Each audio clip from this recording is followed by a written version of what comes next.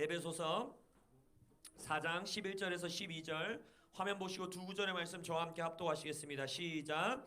그렇습니다. 주께서 어떤 사람은 사도로, 어떤 사람은 예언자로, 어떤 사람은 복음 전도자로, 또 어떤 사람은 목사와 교사로 세우셨습니다. 이것은 성도들을 준비시켜서 하나님의 백성을 섬기는 일을 할 수 있도록 하기 위함이며, 그래서 그리스도의 몸을 온전히 세우려는 것입니다. 아멘. 우리 에베소서 강해의 말씀 계속 진행되고 있습니다. 교회의 새창조 시리즈 18번째 시간, 오늘 여러분들과 나눌 설교의 제목은 오늘날에도 사도 선지자가 있다구요 입니다. 오늘날에도 사도 선지자가 있다구요. 우리가 지난주에 오중직임, 예수님이 승천하시고 교회에게 허락하신 5가지의 은사, 그러나 제가 5가지라 그랬어요? 아니라 그랬어요? 아니라 그랬잖아요. 이 선물이 뭐다? 한 가지다. 하나의 선물이라고 말씀드렸죠. 그 하나의 선물이 5가지의 형태로 드러나는 것이라 했습니다. 그래서 이 오중직임, 예수의 선물의 목적과 이유에 대해서 우리가 의도에 대해서 배웠습니다. 말씀 본문을 통해서 우리가 하나하나 봤던 게 뭐예요? 성도들을 온전히 하나님의 사역자들로 세우고, 그리스도의 몸을 세우고, 예수를 믿는 것과 아는 것에 우리가 함께 자라가고, 그리고 그리스도의 충만하심까지 우리가 함께 자라고, 예수의 몸인 우리가 머리이신 예수까지 자라기 위하여 예수님께서 교회에게 오중직임, 사도, 선지자, 복음 전하는 자, 목사와 교사를 허락하셨다라고 배웠습니다. 그래서 오중직임은 교회를 위한 선물이다, 공동체를 위한 선물이다 라고 했던 거 기억나십니까? 그래서 오중직임을 기독교 MBTI 테스트로 제가 생각하지 말라고 그랬잖아요. 맞죠? 내가 뭐야? 나에게 주신 게 뭐야? 더 중요하지만 내게 주신 것이 뭐야? 라는 갈망과 갈급이 있어야 되는 목적이 뭐라 그랬어요? 나를 통해 교회가 세워지는 거예요. 나를 통해 나의 일터의 교회가 서는 거예요. 나를 통해 나의 가정의 교회가 굳건히 서는 거예요. 내게 주신 은사를 통해 우리 코람데오 교회를 이 송도 땅에 굳건히 세우고 예수까지 충만하심까지 자라게 하는 것. 그래서 난 이 은사를 원한다 라는 갈망이 여러분들 안에 있으시기를 예수의 이름으로 축원합니다.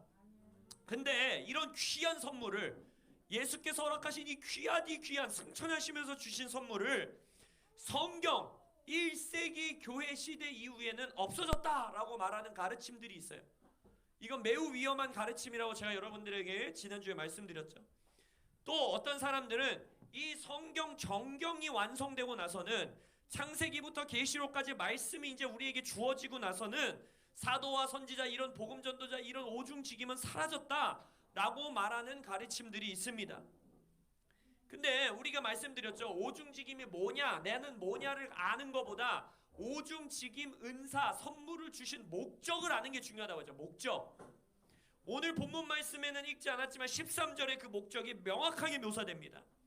우리가 다 하나님의 아들을 믿는 것과 아는 일에 하나가 되어 온전한 사람을 이루어 그리스도의 장성한 분량이 충만한 데까지 이르리니. 제가 질문하겠습니다. 이 말씀이 이 땅의 교회 안에서 온전히 성취되었습니까? 안 되었습니까? 아직 안 되었죠. 길 가는 그리스도인 누구든지 붙잡고 물어보세요. 우리의 교회가 그냥 하나의 지역교회뿐만 아니라 온 우주, 이 온 열방에 있는 그리스도의 교회가 그리스도의 장성의 분량에 충만한 데까지 이르렀습니까? 아직 이르지 못했어요. 우리는 그리스도의 장성한 분량까지 우리는 차지 못했어요. 예수의 능력, 예수의 가르침, 예수의 성품, 예수의 은사, 예수의 예수됨, 예수님이 우리를 보면 예수님이 보이고, 예수님이 말한 것처럼 너희가 나를 봤느냐? 그럼 넌 하나님을 봤다라고 당당히 말할 수 있는 교회의 성숙함이 아직 도달하지 못했단 말이에요. 그렇다면 이 목적을 위해서 주신 선물이 어느 하루 아직 성취되지도 않았는데, 이 목적이 다 이루어지지도 않았는데 갑자기 사라질까요? 그러지 않죠. 이 선물은 예수님의 선물이기 때문에 반드시 그 선물의 목적을 성취할 것을 저는 믿습니다. 할렐루야. 그렇기 때문에 아직 이 그리스도의 성숙이, 그리스도의 몸의 성숙이 온전한 때까지 차지 않았기 때문에 지금도 이 선물은 우리에게 너무나 필요한 선물인 것입니다. 아니, 어쩌면 그 시대 어느 시대보다도, 우리의 인류 역사 어느 시대보다도 이 예수님의 선물이 교회 안에서 가장 필요한 때가 지금 우리가 살고 있는 때임을 선포합니다. 어린이 친구들, 그렇지. 예배 시간에는 조용히.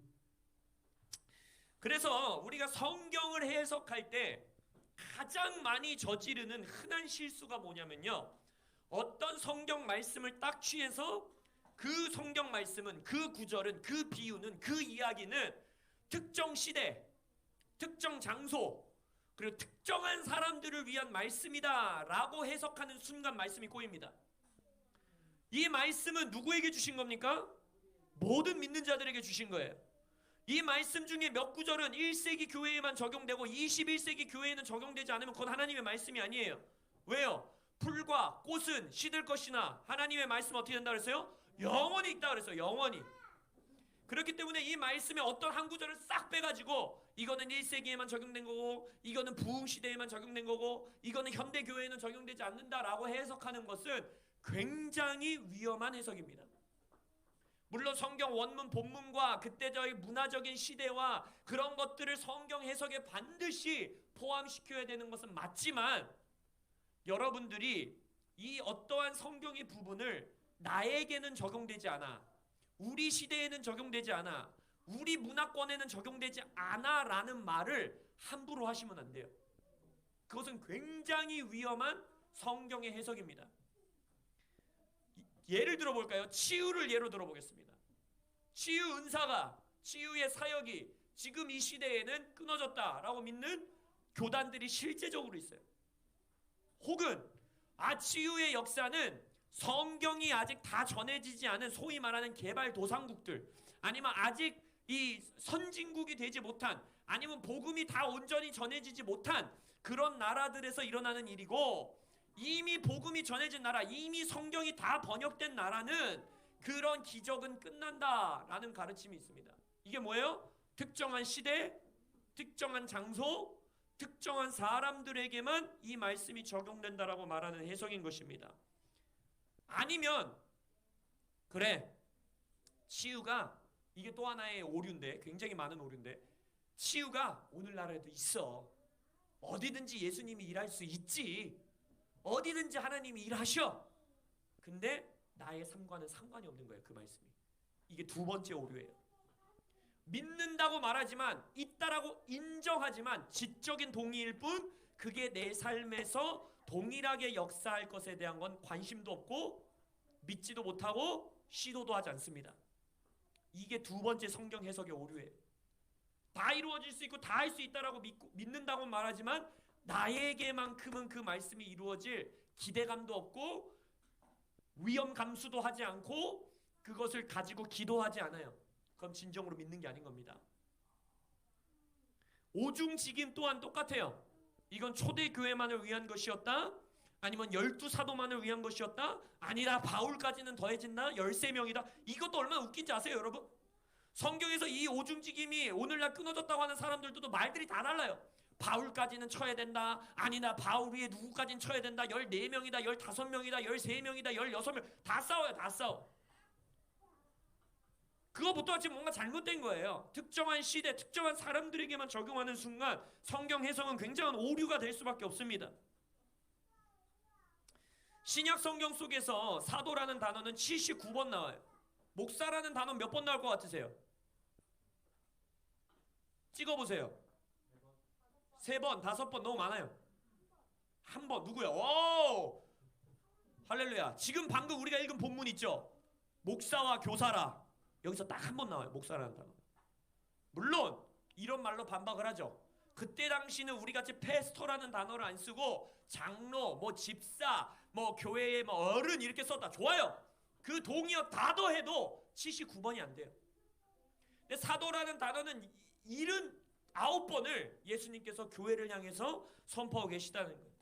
선지자는 구약시대에 끝났다. 신약 성경에 선지자라는 단어가 몇 번 나올 것 같으세요? 또 찍어보세요, 윤서영 선생님. 요번에는 더 정확하게. 요번엔 좀 많이 잡으셔야 돼. 150번 나와요. 150번. 많이 잡으시라니까. 치유, 축사, 하나님의 음성 듣기, 이 모든 것이 오늘날을 위한 것임을, 나를 위한 것임을 믿는 것처럼 오중직임도 이 시대의 교회를 위한 것이고 나를 위한 것이다 라고 믿는 건 믿음이 요구됩니다. 이건 성경 공부로 믿어지는 게 아니에요. 물론 제가 여러분들에게 성경 공부식으로 왜 이게 오늘날에도 있는지를 열심히 설명드릴 거예요. 근데 그걸 지적으로 동의된다고 해서 믿어지는 게 아니라니까요. 아까 말했죠. 믿음은 지적 동의가 아니라 내게도 그 말씀을 이루소서, 우리 교회도 그 말씀을 이루소서 라고 받아들이는 게 영접하는 거예요. 할렐루야. 말로 고백하고 마음으로 믿는 것, 이것이 예수 영접인 것 같이 말씀도 똑같아요.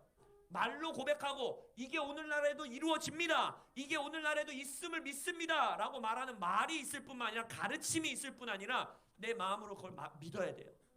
내게도 이루소서라고 고백해야 되는 거예요. 이게 근데 왜 힘드냐면 지금까지 우리의 전통, 우리의 문화, 어제 제가 빌 존슨 목사님 설교를 하나 들었는데 너무 잘 표현하셨어요. 여러분들 여기서 이 교회 인테리어 할 때 저랑 장로님이랑 이 몸을 불사르며 했거든요. 근데 요거 있죠. 요 판을 장로님이 다 자르셨어요. 근데 여러분들 이 판을 자를 때 첫 번째 길이를 예를 들어서 4m라고 정했다고 칩시다. 그럼 첫 번째 나무를 4m로 잘라요. 정확하게 잘랐어요. 그럼 줄자를 딱 버려. 그리고 그 4m짜리를 그 다음 판에 딱 연필로 싹 그어갖고 잘라. 또 요거 놔. 두 번째 나무를 또 싹 해갖고 4m로 잘라. 놔. 그럼 한 3-4개 하면 괜찮아요. 근데 그거를 2000번 했다고 생각해 보세요. 그럼 2000번째 나무는 4m일까요? 아닐까요? 절대 아니죠. 한 5m, 6m는 됩니다. 왜냐면 조금씩 늘어나요. 조금씩. 왜냐면 그 나무의 이 길이 뒤에 두께가 있기 때문에 늘어난단 말이에요. 그거를 교회가 2000년 동안 했다라는 거예요. 빌 존슨 목사님이. 첫 번째 예수님이 주신 완전한 기준, 예수님이 주신 성경의 기준을 가지고 우리는 조금씩 바꾼 거예요. 작년이랑 올해는 별로 달라 보이는 게 없어요. 근데 그걸 2000번 하고 났을 때는 성경과는 완전히 다른 모습의 전통들이 우리 교회에 있다라는 거예요. 2000년의 시간이 흘렀기 때문에. 그렇기 때문에 지금까지 우리가 익숙하게 가져온 교회의 조직, 교회의 문화, 교회의 전통, 교회를 해온 모습을 변화시켜야 한다는 불편함을 감수하기가 싫은 거예요. 지금까지 교회는 완전히 목사 중심의 교회였어요. 목사의 카리스마로, 목사의 가르침으로, 목사의 은사로 그 교회가 잘 되고 못 되고, 교회가 부흥하고 안 하고, 교회가 성장하고 안 하고, 교회가 좋은 교회가 아니고, 그걸로 판단을 한 거예요. 지금까지. 그 교회 목사가 누구야? 라고 묻잖아요. 먼저. 여러분, 성경적인 교회는 지금 우리가 계속 배우고 있는 것처럼 야, 코람데오 교회 가봐 했을 때 원래 무슨 질문이 나와야 돼요? 그 성도들은 어떻게 삶을 사는데, 이게 나와야 되는 거예요. 실은 그 교회의 성도들이 직장에서 어떻게 살아가는데, 그 성도들의 가정은 어떤데, 이 질문이 나와야 되는 거예요. 실은 이 교회, 이 에베소서를 보면 뭐라 그랬어요? 오중직임의 목적이 뭐야? 여러분들을 사역자로 세우는 거라 했잖아요. 근데 우리는 그 문화에서 너무 멀리 떨어져 버린 거예요. 이제는 너무 이질감이 느껴지는 거예요. 그게 처음부터 그랬겠어요? 그러지 않아요. 조금씩 변한 겁니다. 조금씩 변한 그것을 다시 예수님이 주신 줄자로 돌아가시는 여러분들 되실 예수님을 축원합니다. 예수님의 기준으로 돌아가셔야 돼요. 다시 한번 선포합니다. 오중직임의 목적, 에베소서 4장 13절. 우리가 다 하나님의 아들을 믿는 것과 아는 일에 하나가 되어 온전한 사람을 이루어 그리스도의 장성한 분량이 충만한 데까지 이를지어다. 오중직임의 완전함을 받아들이지 않고 대부분의 교회는 복음전도사, 목사, 교사는 받아들입니다. 빌리 그레함도 복음전도자라고 말하고, 근데 이것도 제대로 받아들이는 게 아니에요. 왜요? 복음전도자도 특별한 사람만 복음전도자야. 목사도 특별한 사람만 목사야. 교사도 특별한 사람만 교사야. 그러니까 받아들였다고는 하지만 이것도 제대로 받아들이지 않은 거예요. 성경 안에서는 여러분들이 교사가 돼야 되고, 여러분들이 복음전도자가 돼야 되고, 여러분이 목사가 돼야 되고, 여러분이 사도 선지자가 돼야 되는 거예요. 그게 에베소서의 교회입니다. 할렐루야.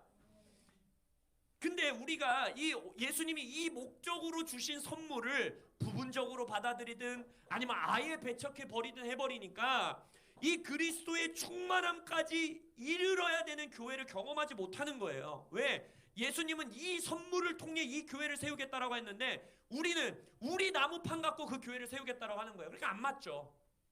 예수님이 예수님의 교회를 세우는 건데 예수님의 기준이 아닌 내 나무판을 가지고 하니까 잘 안 되는 거예요. 삐그덕거리는 거예요. 여기저기서 조금의 은혜는 경험하고 물론 구원은 받죠. 여기저기서 조금의 기적도 일어나고 하지만 성경에서 말하고 있는 성도들이 다 장성한 분량까지 자라는 교회가 나타나지 못하고 있는 겁니다. 우리 코람데오도 마찬가지예요.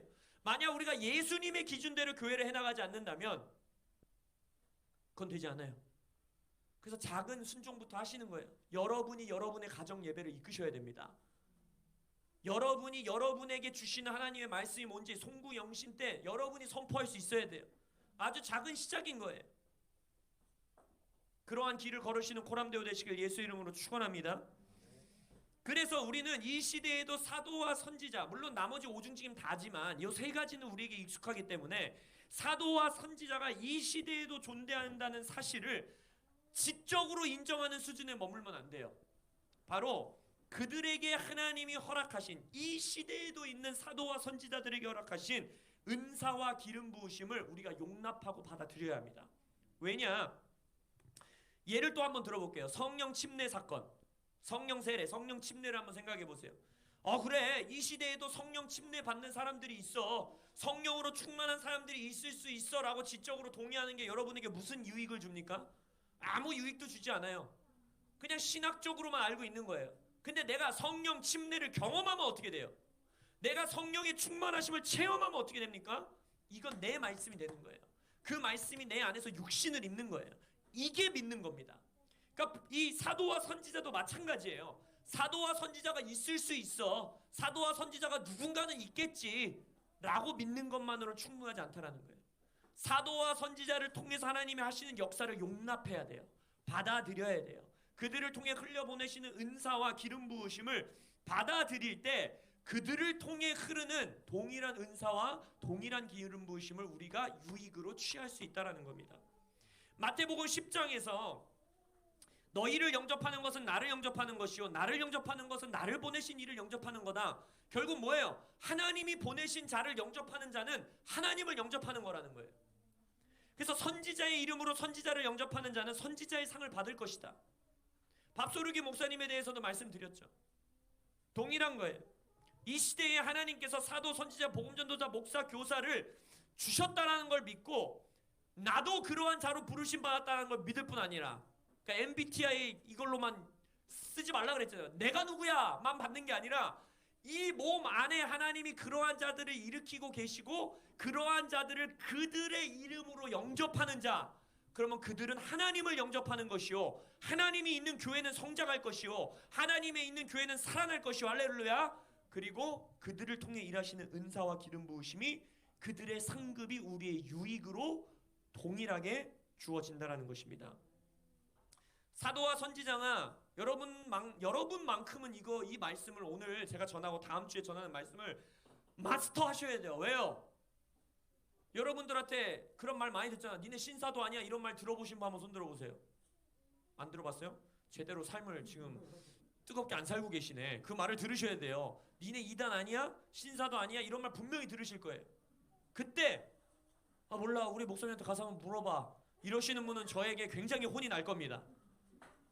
명확하게 설명하실 수 있어야 돼요. 아니 HIM 네트워크 교회라고 하는데 사도적 교회가 뭔지 설명 못하면 뭐 하시는 거예요 지금? 할렐루야. 이건 혼날 일이에요. 혼날 일. 부모님들이 아이들에게도 가르쳐 주셔야 되잖아요. 그래서 오늘부터 이 강의를 잘 들으셔야 돼요. 설교를. 자, 오늘날 사도와 선지자가 존재하지 않는다라는 반박 구절로 가장 많이 쓰이는 구절이 뭐냐면 이것도 모르시죠? 이러면 되겠냐고요. 지금 이러면 안 돼요. 우리가 야 오늘날 사도가 어딨어? 라고 말하는 사람들의 반박 구절은 사도행전 1장 21절에서 22절이에요. 바로 뭐냐면 유다가 이제 예수님을 배신하고 이제 어둠의 길을 선택한 이후에 한 자리가 비어버린 거예요. 사도의 자리가. 그래서 나머지 하나의 사도를 선택해야 돼요. 그때 기준이 있습니다. 기준. 제비뽑기로 물론 뽑긴 하지만 그 후보로 올라갈 수 있는 사람의 기준은 마띠아가 뽑히잖아요. 기준이 있어요. 뭐예요? 그 기준이 성경을 통독하는 여러분들 되시길 예수 이름 축원합니다. 뭐예요? 그러니까 우리와 함께했던 자 그리고 예수의 부활을 증언할 자, 이 두 가지예요. 그게 결국 뭐예요?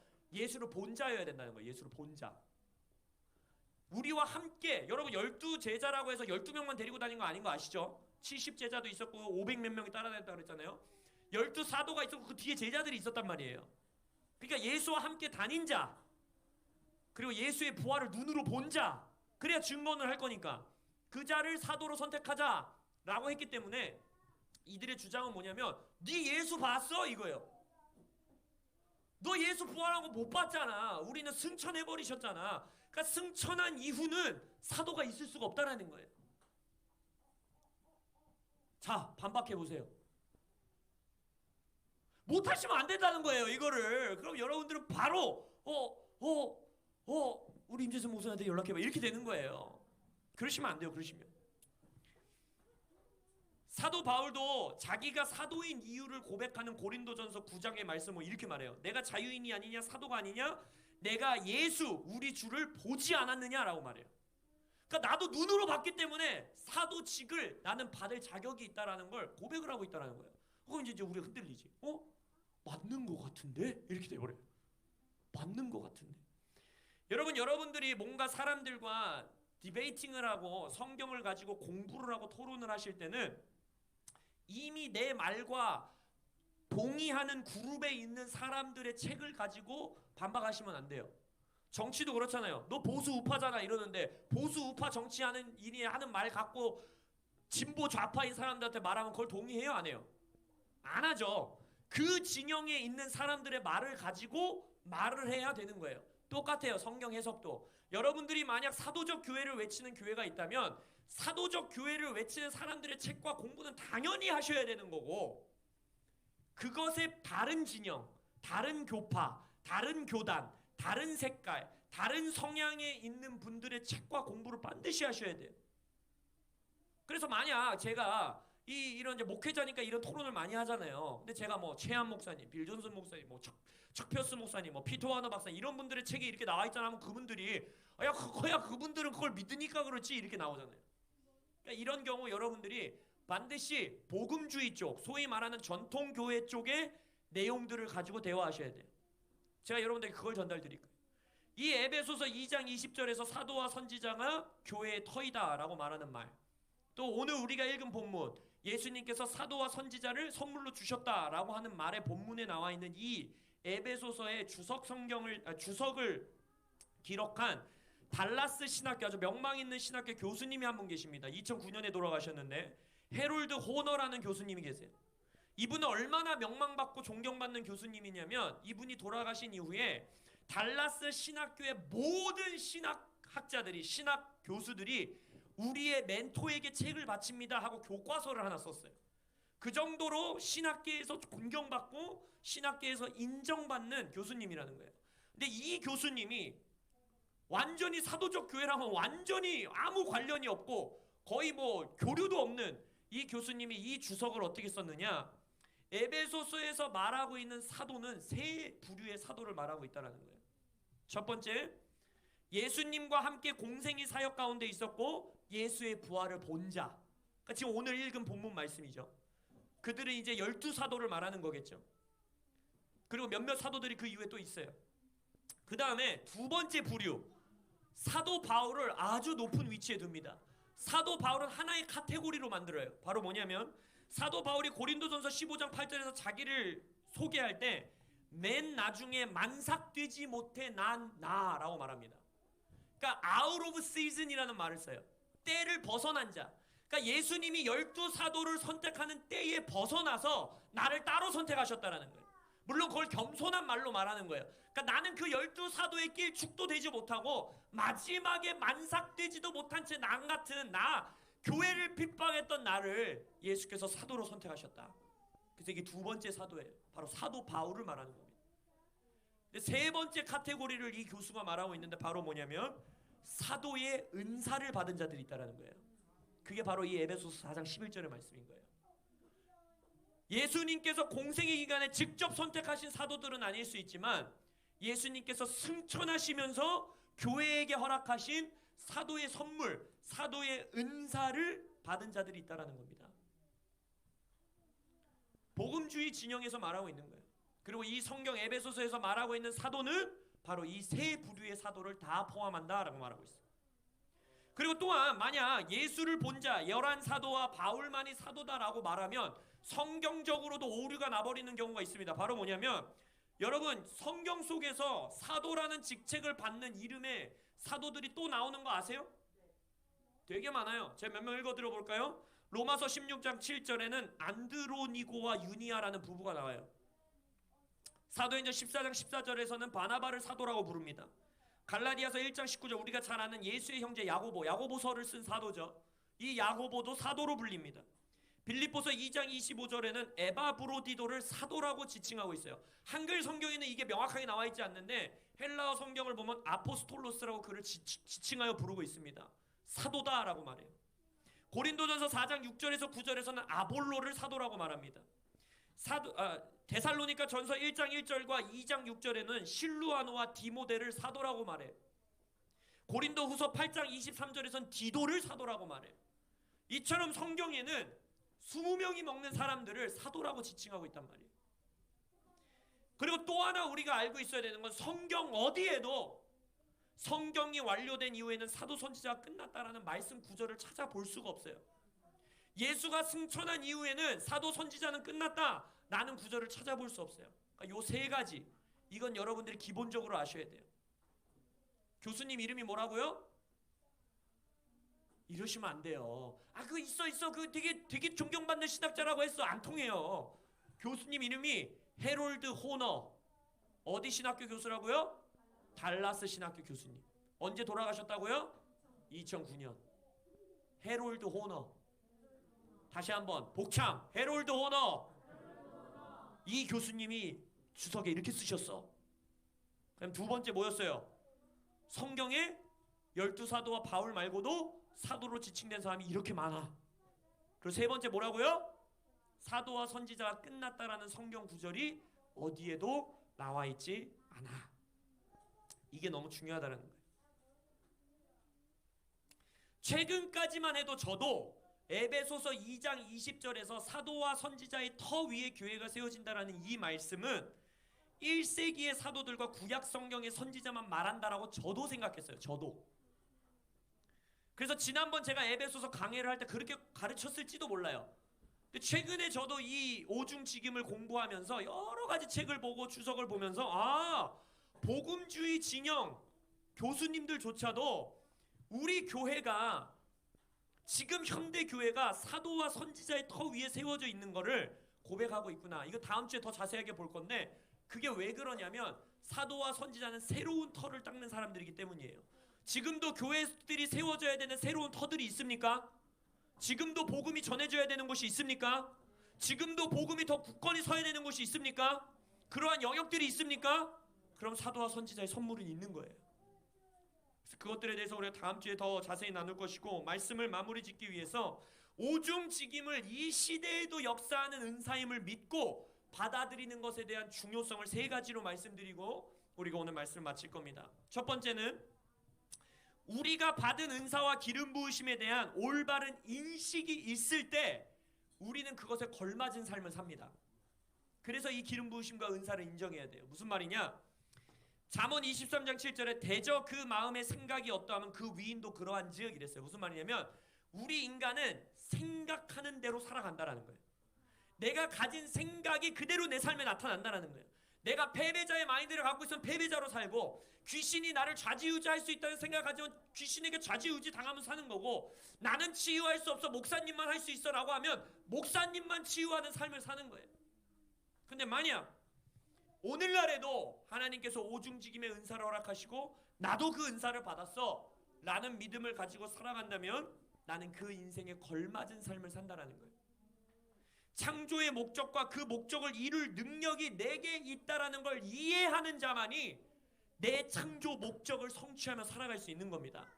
그래서 이것을 신학적인 동의가 아니라 나의 삶에 인정하고 받아들일 때 여러분의 창조 목적을 이루실 수 있는 거예요.